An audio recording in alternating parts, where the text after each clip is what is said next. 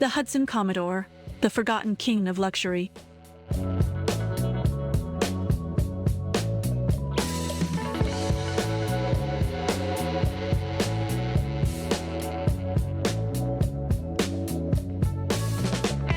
Now let's talk about the Hudson Commodore.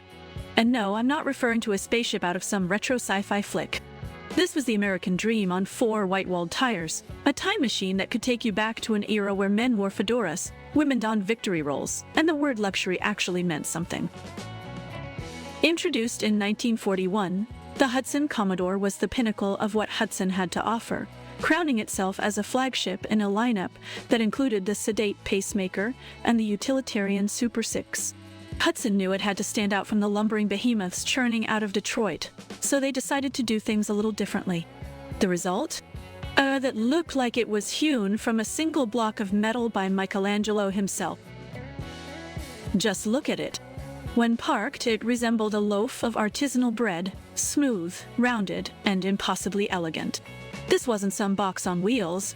It had curves that could make a vintage Ferrari blush. The Commodore was lower, sleeker than its competitors, thanks primarily to its step-down design.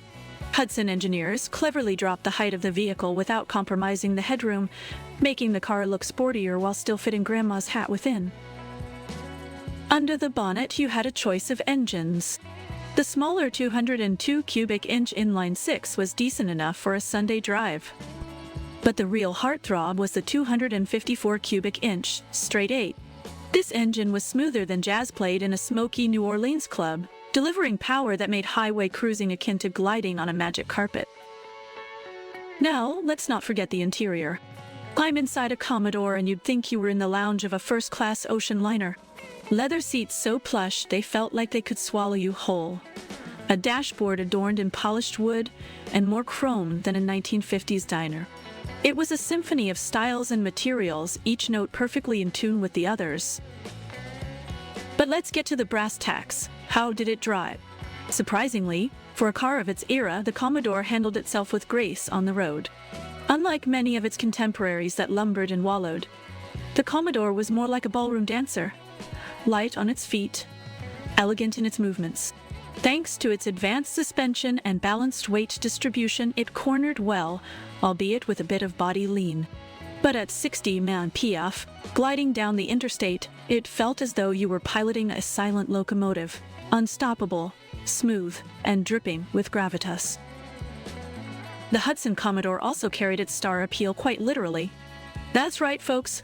This car wasn't just loved by the public, it was a Hollywood darling. The 1950 film In a Lonely Place featured a Commodore driven by none other than Humphrey Bogart. If that isn't enough to cement its status as an icon, I don't know what is. Let's tackle the elephant in the room, though. If the Commodore was so great, why don't we see it today? The cruel mistress of fate strikes again. Hudson, despite its innovations and the brilliance of the Commodore, simply couldn't compete with the marketing muscle and financial might of the Big Three, Ford, GM, and Chrysler. By 1954, Hudson had to merge with Nash Kelvinator to form American Motors Corporation. The Commodore name was dropped, lost to the annals of car history. So there we have it.